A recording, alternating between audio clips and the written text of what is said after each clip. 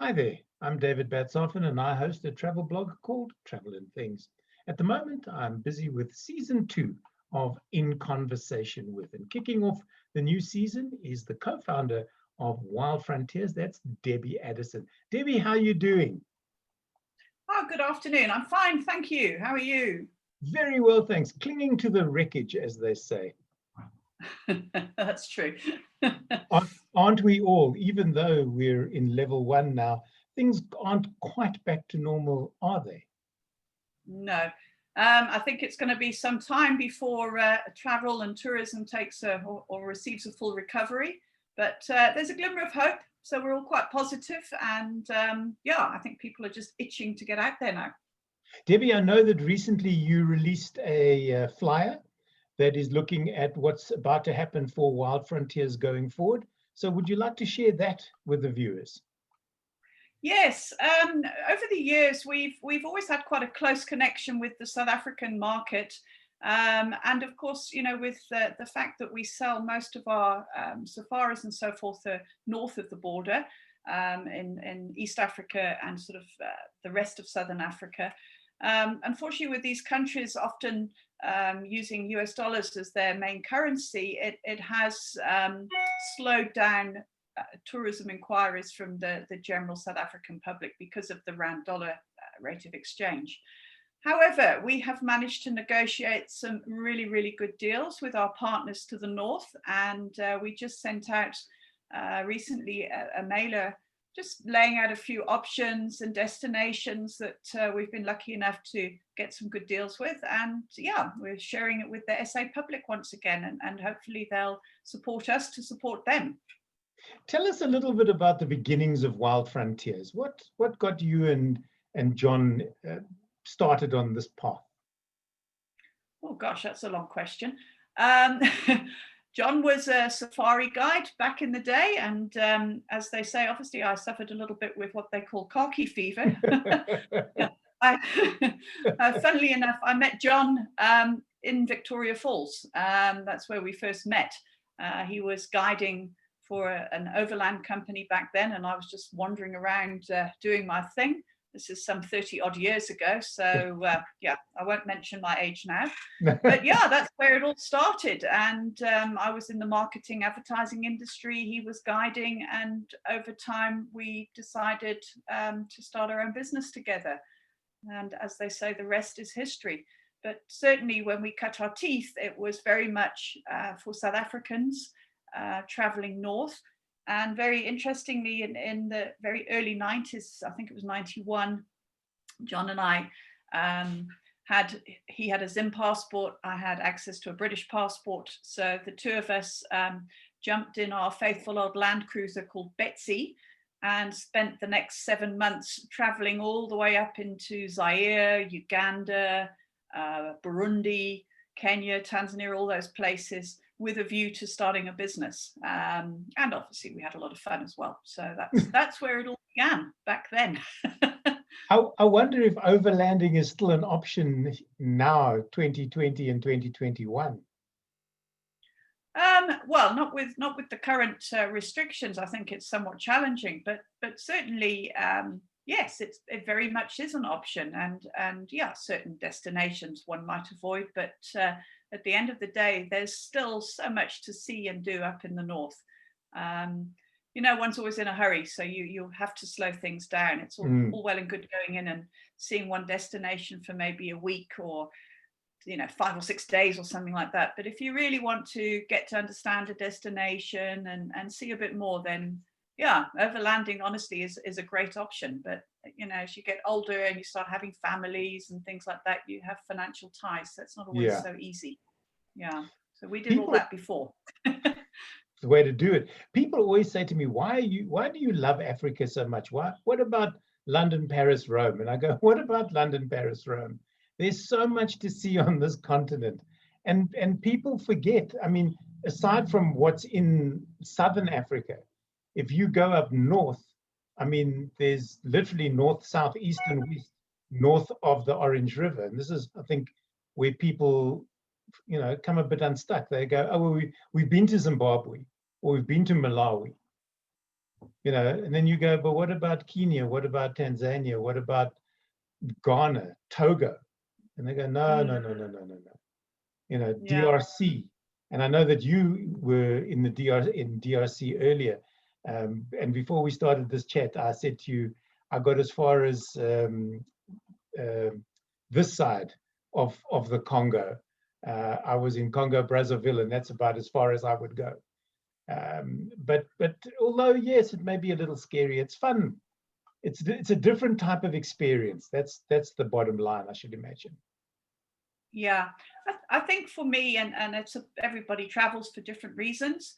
The one thing that I personally enjoy about traveling these days, and I guess we're very lucky that we have seen so much, is I like going to places where there aren't too many other people, where it's not too commercialized. The wilder, the more remote, the more unusual, the more it appeals. Yeah, there's still lots of places to see in Africa that I haven't been to. My partner in crime, John, has done a lot more traveling than I have. But yeah, there's some amazing places, and the people as well. You know, you come across people who are so friendly and warm, and yeah, they just want you there. I mean, you also go to places where they don't want you. They That don't becomes want rather obvious and a little bit scary at times. But no, by and large, you know, it's a very warm continent. You know, yeah, and there's tons to see. I know that when I was in Rwanda a few years ago, when I came back, I raved to my wife about Rwanda. And then last year we had the opportunity to go back for a medical conference for her because she said, I don't know what do you see in Rwanda? And after 2 days in Kigali, she went, I see what you see in this country. It's a stunning destination. And yes, they're the gorillas, but there's a lot more to do in Rwanda than just gorillas. Yeah, no, absolutely. I mean, there's been a lot of excuse me, government support, and African Parks have been putting in a lot of money and support and infrastructure as well. There's been tons of investment from some big players from Southern Africa, actually, in Rwanda. And yeah, that again, I mean, I have to say, Kigali is probably one of the most organized African cities I've ever personally been to. Yep. Everything works, it's clean, the people are friendly, they're helpful. It really is. It's a shining example of a recovery from a very, very tragic history, Yeah. as you know. So it's just astounding. And yeah, everybody who's been there they just love it. Absolutely love it. I would go back. I would work there in a heartbeat if there was work. But take us through what Wild Frontiers does as a company. I know that you and I first met back in 2006. In fact, it was before 2006. But in 2006, I climbed Kilimanjaro with a tour that you guys had put together, which was Cape Union Mart, and then went back again with your company in 2006. 2006 was the second attempt. We went up in 19. Oh, he says can't quite see. If I stand up, I am wearing trousers, so I'm just trying to see the date on the certificate. I can't quite read it from here, but there were 2 attempts, and both times we climbed with your company, and people speak very highly of Wild Frontiers as being well geared for Kilimanjaro experiences. Is that your signature tour? Is that sort of one of the ones that has kept you going through these years? I must say I say it used to be. I think travel is a little bit like fashion. Trends come and go, and certainly for a very long time, Kili was absolutely our number one product. You know, we were sending small groups, corporates, individuals. Like you said, you traveled up there with Cape Union Mart on one of their staff team building things as well. So yes, over the years, I mean, Kili has served us well, and as you probably know, we also organised the Kilimanjaro Marathon So we've got a very long association with the region and the people up there. But these days, gosh, I think, we do an awful lot of safaris up in Uganda, Rwanda that you've just mentioned, the rest of Tanzania. And, we just enjoy slightly more unusual places, like we were talking about DRC just now, Congo, Central Africa Republic, even Zim, Zam, Bots, all, Yeah. I don't know, the wilder the better, really, but yes. Bing, bang, bong. Yeah.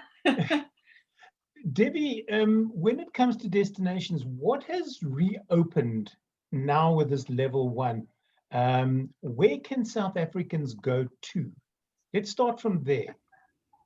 Okay. Currently, we have for fly-in guests, basically Zimbabwe is open, but unfortunately there are no flights from Johannesburg yet, to my knowledge, but I think they'll be coming back on track soon. So Zim is open. I believe Zambia is open for guests flying in, but again, there's challenges about which airlines are going to be servicing those routes. Hopping further north, Kenya, Tanzania, Uganda, and Rwanda. So that sort of East and Central Africa region are all open for business. All of them, presently, you need to get a COVID negative test, both to depart here and arrive there, as well as coming back into South Africa. But we're finding things out as we go along. I mean, this is like a moving target. Every day something different that changes. But currently, although it's a little bit tedious, it is very doable. And what we're also doing at the moment, and hopefully as time goes on, this requirement will change. But because presently in some of the destinations, the results take a little bit of time to get back, we're doing some little post-COVID test packages, like an extra night somewhere, or perhaps a couple of nights at the coast, maybe down in, let's say you're going up and climbing Kili, and you have to wait for your results. Well, why don't you fly down to the beach for 2 nights and sit and look at the sea for a couple of days, rather than sitting for 2 days? Because you can't get tested on the mountain, for example. So you have to come back to town to actually have your test done. What we're starting to see rolling out, sorry, I beg your pardon. Basically, what we're seeing now in the various destinations is that they are working with the various health clinics and things like that to try and get doctors out to guests where it's feasible. They're really keen to talk to you. No, it's linked to my Mac. I do apologize. Okay. Yeah, so people are trying to get to get the test done while people are on holiday or on safari, but in a lot of cases, it's just physically not possible yet. Okay. You also mentioned the Kili Marathon. Now, I know that you've got a Vic Falls Marathon coming up in December, a virtual marathon. How is this done? Because as a runner, I've seen a lot of virtual races. But I suppose I'm A, cynical, and B, like if I'm paying a lot of money for a race entry fee, I want to run the race. I don't want to be running around Delta Park, and then get a medal from Vic Falls saying you've completed the marathon. I know it is a bit of an emotional challenge, but I have to say, this is so exciting. I know it sounds a bit weird to get so excited about a virtual race, but the app that we're working with and the developers that we're working with, this application is very interactive. So we've got all sorts of plans and messages are going to be coming out. And what we're doing on this particular app is you work between where you actually are running, and then you can click across and see where you would be if you're on the actual Vic Falls route. So you're not just doing the distance and registering it and sending off your time and getting your sort of medal or congratulations or name lights or whatever. This thing is live. It runs, excuse the pun, it runs with you. As I say, we've got all sorts of crazy messages and fun things we plan to do on the app when the runner gets to that point, let's say at 5 kilometers or 4 kilometers, you would ordinarily be running over the Vic Falls Bridge. So we'll have some little surprise on the app for you when you get to that point. There will be proper results, which are lifetime results. So, and the nice thing as well is you can actually, if you've got friends or family who aren't runners, they can actually follow you in Vic Falls on the route, even though you're running around Delta Park. So no, there's all sorts of cool things going on. But I have to say, we also have some very, very good prizes available for people who enter, not for winning, just entering and getting involved in this race. And the entry fee is very reasonable. So yeah, it's as I say, I'm so excited about this. It's been really quite fun to do something different. I should imagine. I know when I went back onto the road for the first time, when we went back to level whatever it was the weirdest feeling, a sort of almost dystopian, stepping out of the gate of my house, and it closed behind me, and I sort of went, am I going to be safe? You know, is something going to come down from the sky and grab me like a UFO or something? Like, it was the weirdest sensation, and I don't know if any of us have quite gotten over that just yet. But when do entries open for that, Deb? They actually are already open, and they only close on I think it's the 11th of December, which is another good thing about a virtual race, is we can keep the entries open for a long time. Right. So the actual race date is the 13th of December, which is a Sunday. It's the race is open for 24 hours, so you can run at any stage. So if you've got family in Australia, for example, they can run in a different time zone. But as I say, this application is just amazing. It really is. It's very, very cool. Have you discovered that with COVID now, and putting together an app like this, that there may be other applications that you can look forward to doing maybe in 2021 that can tie in with safaris where people can log on, much like Wild Earth is doing currently on the SABC channels? Yeah. No, there have been some really interesting things coming out. We're not in a position yet to sort of look at them from a commercial perspective, but there's apps coming out where people can see an interactive itinerary and things like that. And perhaps when I say interactive, maybe run your diary on your app at the same time as you're traveling and this sort of thing. So there's a lot more innovations coming out. At the end of the day, you know, there's nothing like the real thing, obviously. No, true enough. And I think, you know, over time that will become more and more important to people. But for now, it's amazing seeing all the innovations that are coming out, not just in tourism, everything. It's quite fascinating. I think this is one of the things, even down to these sort of in conversation with chats that I've started doing, is that you can talk to anybody anywhere in the world. And as long as you're prepared to stay up late or get up early, depending on the time zone that you want to interview people in, there's no reason that you can't. It's not like a radio show where it's live radio and you can't find somebody at 2:00 in the morning. You know, that type of thing. But have you had any strange requests from people now that you're back to level 1, people going, can I, or are you, or, you know, can I climb Kilimanjaro in a hazmat suit? No, not yet, but I'm sure something will come through at some stage. And I know it'll be you. I'm just waiting. You know, there was that when with the new millennium, I know there were thousands of people on Kili. And maybe once COVID's gone, if it ever goes, if it ever leaves us, we can do a proper post-COVID Kili climb to celebrate at the top of the mountain. Yeah. But I don't know. I think this is going to be with us in one form or another for the rest of our lives.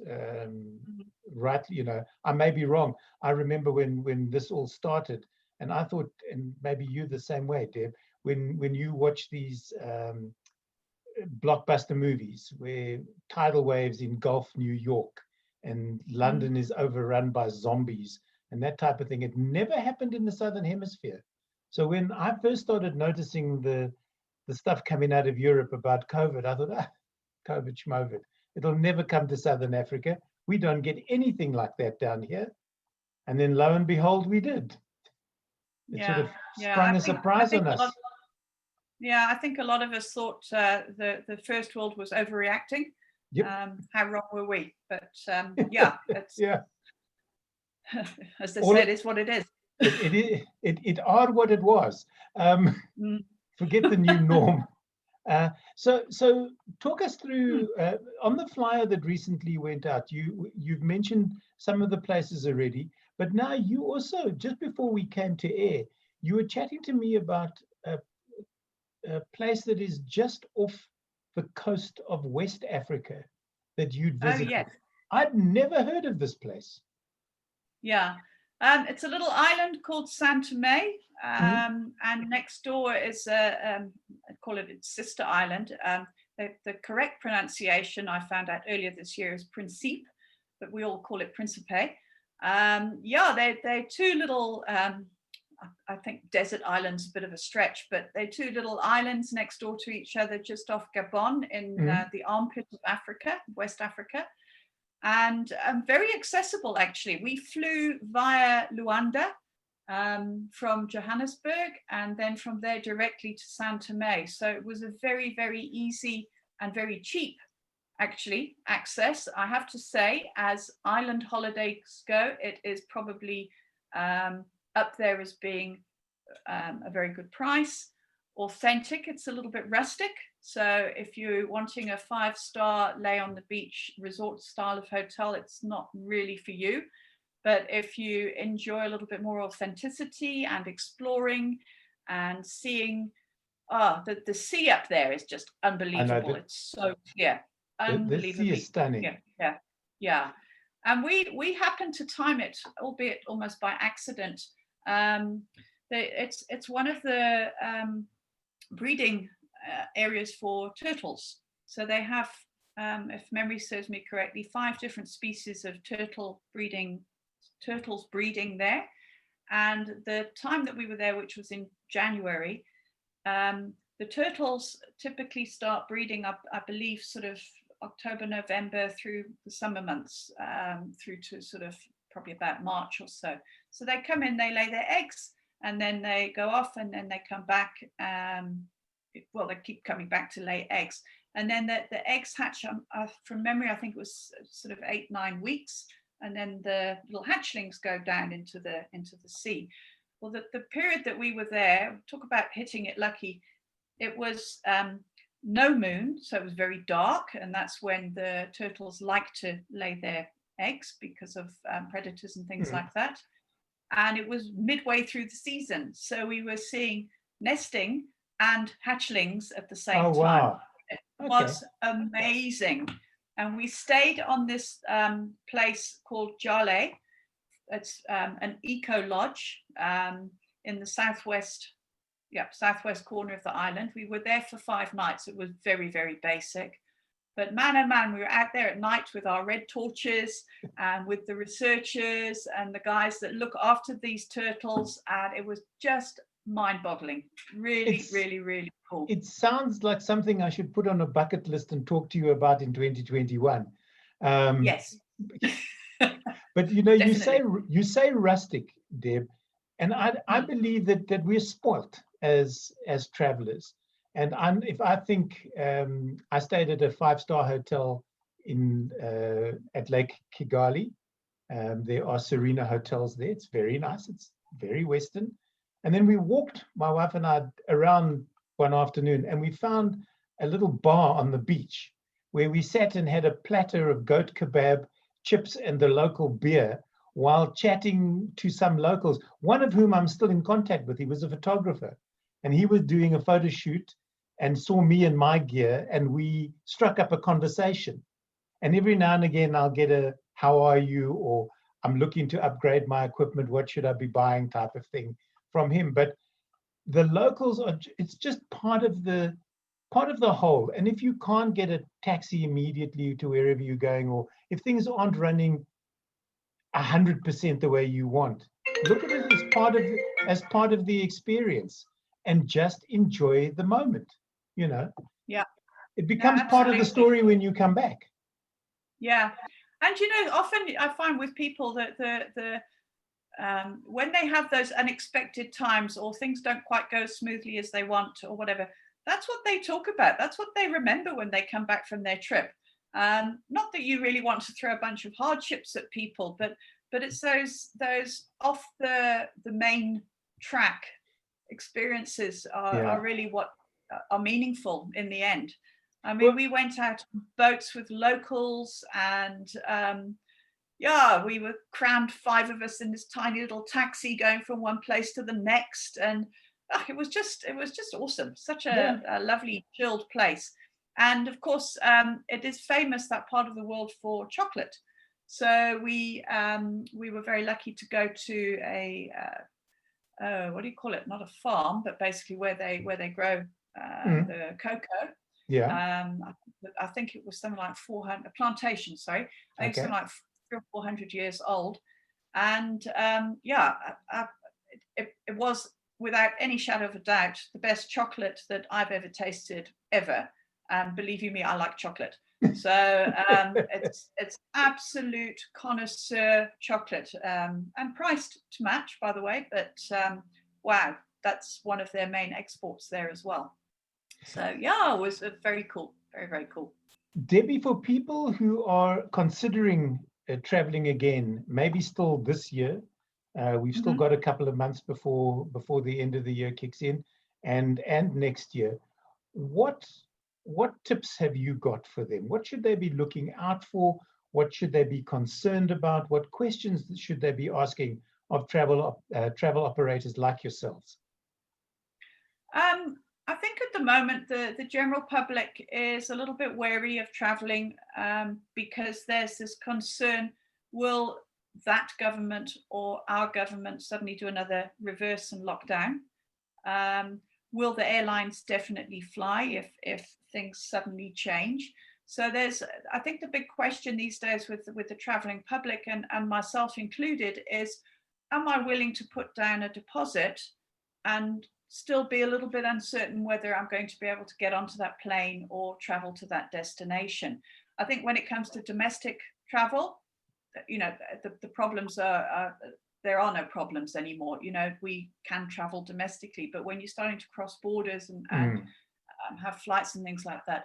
So things around booking terms and conditions, and security of deposits, whether it's movable should COVID re-flare up and we can't travel, all those sort of things. Obviously, it's something that we're very aware of. The security of our guests' money, and quite frankly, at the moment, we're tending to say to people, we'll look at things provisionally and hold for you, and then when you're comfortable to put a deposit, give us your deposit and your payment. But if for some reason something flares up, we will move it. In other words, you're not going to lose it. It will be shifted to a new date. So when we're booking with third-party properties, as we call it, in other words, places that we don't own ourselves, those are the sort of questions that we make sure are answered for the public, so that they can rest assured that people are not going to run away with their money, so to speak. Yeah. The one thing in tourism which I'd like to mention while I've got a small audience is, or chatting to you, is small often, audience. I think, come on, people just in conversation with reaches thousands, hundreds of thousands of people. I didn't mean it like that. It was a little bit rude, wasn't it? But the one thing I think in the tourism industry that we're doing a little bit of a disservice to ourselves on is, we typically don't charge for our time until the people actually go. So there's an awful lot of work and planning and bookings and all those things that are done in advance, which people are happy to pay a deposit for you to do. But if for some reason they can't travel, then they in turn expect all of that money refunded. So it's something I think the tourism industry needs to be a little bit more open about and say, okay, yes, of course, I'm going to do all this work, because let's face it, as much as a holiday is a holiday for somebody else, to me, it's a job as Yeah. well.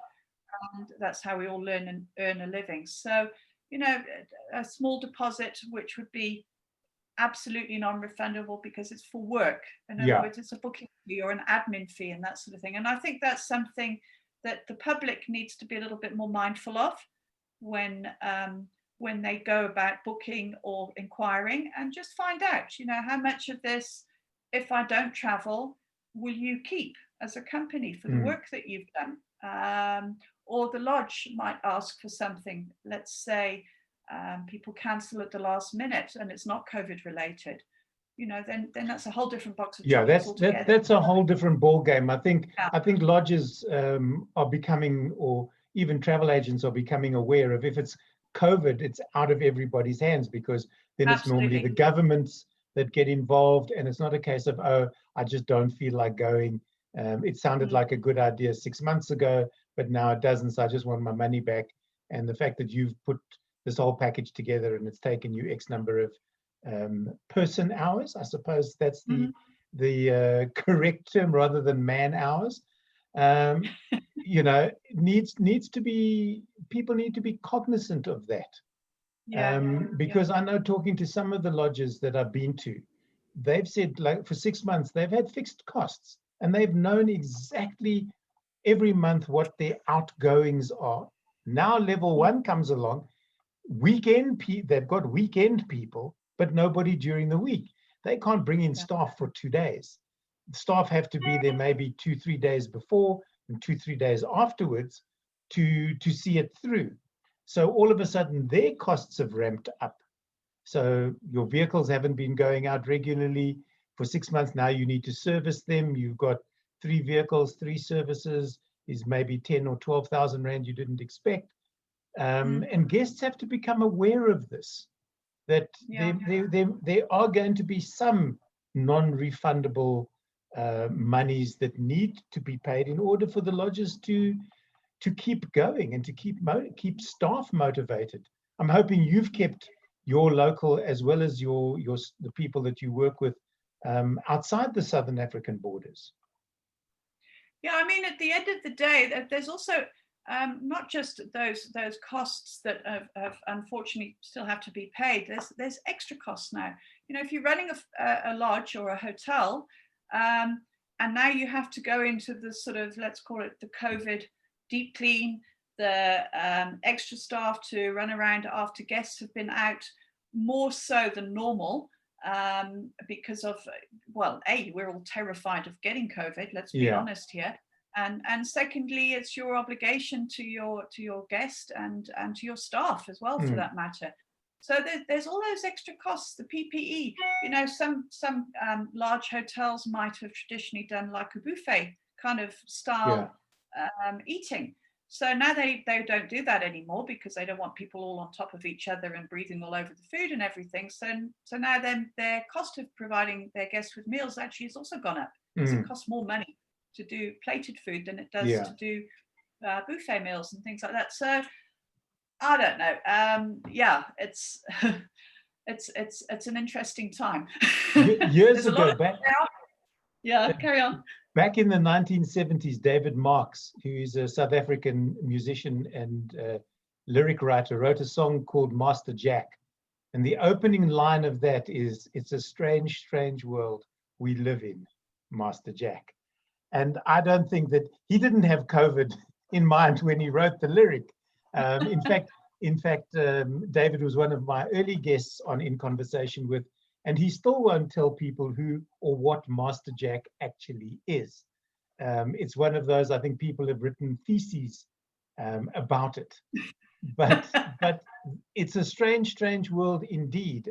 People who have flown recently, when they've gone to ORT, they say it's the weirdest sensation. You can't drop off and pick up outside the terminal buildings. You have to park far away. You have to pay an exorbitant amount.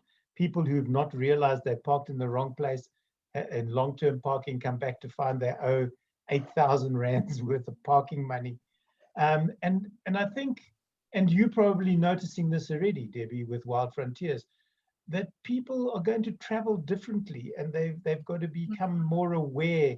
It's not just a case of picking up your suitcase and heading for a plane type of thing. There's all sorts of hoops that we've got to jump through, some of which have become habit already. And you'll know that if you've ever been on board a cruise ship, you learn very quickly that you sanitize your hands constantly, because you can get very sick on a cruise ship very quickly. And we're doing the same now, and that's become almost second nature. The masks have become second nature to some. Some people will, some people won't. There's only so much you can do. You can distance yourself from people who won't. And as long as you're doing it, you're doing a step in the right direction. And if you have to travel with masks, then you travel with masks. It's as simple as that. You know. Yeah, and to me, it's a mutual respect, you know, to wearing of a mask. You know, you're respecting people that you don't know, they don't know anything about you, and vice versa. So to me, that's a yes, it's inconvenient, and yes, in summer it's going to be incredibly uncomfortable wandering around with a thing over your face. But at the end of the day, looking at our numbers at the moment, we're going in the right direction. So we're obviously doing something right here. This is exactly it. I've got the COVID app on my phone, and every day I check it once a day, because I don't want it to go, you've come into contact with, please pop into your local, laboratories and have a stick shoved up your nose, because my wife's had that test 3 times and she tells me it's not very pleasant. They try and push it up your nose and out your ear, I think, or through an eyelid. I don't quite know, and I'm hoping I never get to know. But you mentioned earlier about the safari season, and when it's going to take place. Do you think that might change, and that people might say, all right, we can't go in the usual season because of, so maybe we'll have to go when it's 48 degrees and there's no air conditioning in the tent, and we'll just have to suck it up? I think the traveling public, and not just the South Africans, but internationally as well. I think people are actually itching to get out there, and as soon as it's feasible to start traveling, people will start traveling, but cautiously so. And as I say earlier, I think in Africa, my personal opinion is that wherever you go in Africa, even if you're there at the wrong time of year, there's always something to see. So perhaps going in low season, although right now with all the special offers flying around every time, it's low season all the time at the moment, so take advantage of everything you can. But and I'm serious, it really is. There's some amazing deals out there, especially in South Africa. But going back to the rest of Africa, people will say to me, oh, what's the right time to go and see the migration? Or when's the best time to go to Serengeti, which I'm absolutely passionate about. And quite frankly, you can go there any time of year. It depends what you want to see and what your priorities are. If you have certain expectations, like the infamous river crossings and things like that, then of course you have to be there at that time of year. But if you're more about just getting into the most amazing piece of bush and enjoying the sort of the whole area, and you're not hung up about one specific thing, then you can go to these places any time of year. And often I personally would suggest low season or out of season is better. Less people. Serengeti doesn't look like a car park. Sorry? Serengeti doesn't look like a car park. No, and right now, I'll tell you what, if I could get on a plane and hop up there today, which I guess theoretically I could, I'd be up there like a shot. Yeah. There's very few tourists up in East Africa at the moment. So if you can go now, you'll go for it. Really, have the place to yourself. What a pleasure. I've also said you should go to the bush with no expectations. That's always the best. If we're looking at bush holidays, even something like the gorillas. I know it's a lot of money, but you can't force those encounters. And if you go and it doesn't work out, then you've got to accept it for what it is. You can't go back to the guides or go back to specifically the tour operators like yourself and say, oh, I never saw. And I've been with people who have done this. We never saw, so we want part of our money back. You can't do that because the gorillas haven't signed contracts with you. They didn't say that they would be there on Tuesday at 2 p.m. They said they might. Their agents were very vague as to whether or not they'd be there.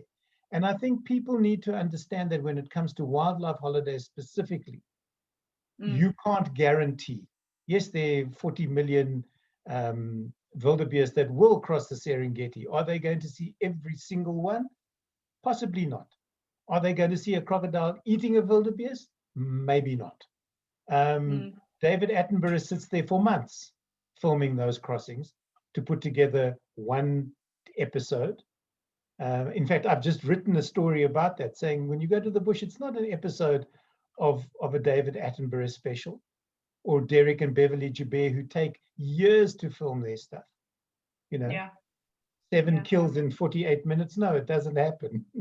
So just be aware of that. And specifically post-COVID, I think people need to be a little bit more relaxed when they go into these areas and just realize that the people that they're giving work to by being there have been out of work for a long time, and they're doing their best.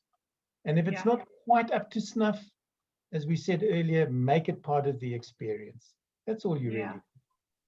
No, you're right. Some people do have expectations, and probably it's because we, as tour operators and the media and the David Attenboroughs of the world have created those expectations that there will be guaranteed A, B, and C, and D, F, even though you're only there for 3 nights. But it's actually astounding that and then sometimes people actually do knock off the big 5 in 3 hours on one day. That's just the nature of the beast. And there's a lot of game reserves, and especially in southern Africa, where they virtually do guarantee that, and that's what people come here for, because of those delivered expectations.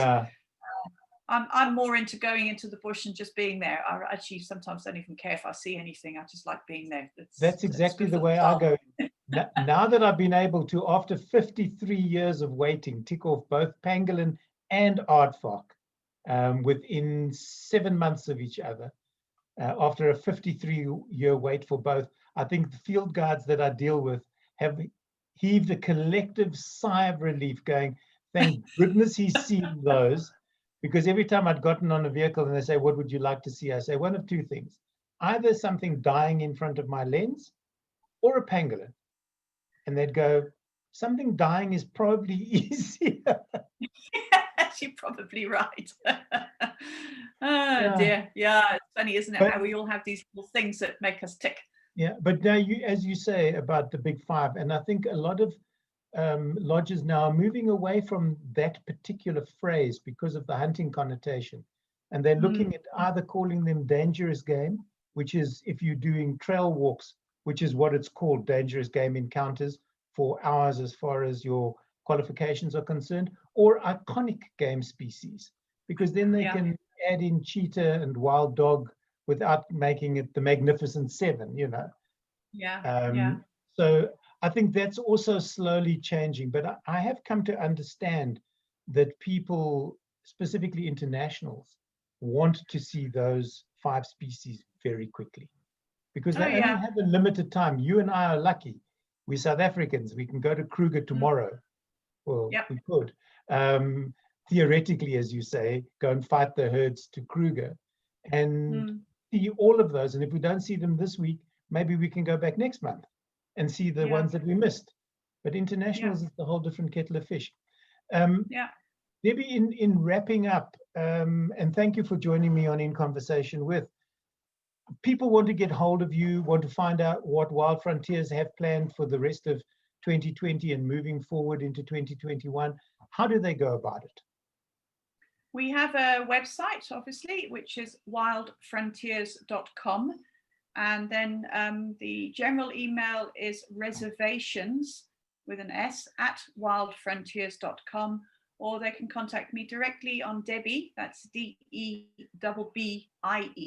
at wildfrontiers.com.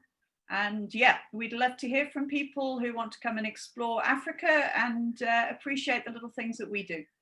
And having traveled with Wild Frontiers before, as I said, not once, but twice, they are a company that is professional and will deliver exactly what you require. Debbie, thank you so much for being a guest in Conversation With. And it's been wonderful to virtually say hello to you again after all this time. And I hope that I'll be traveling with Wild Frontiers again next year. Well, thank you very much, David. Thank you.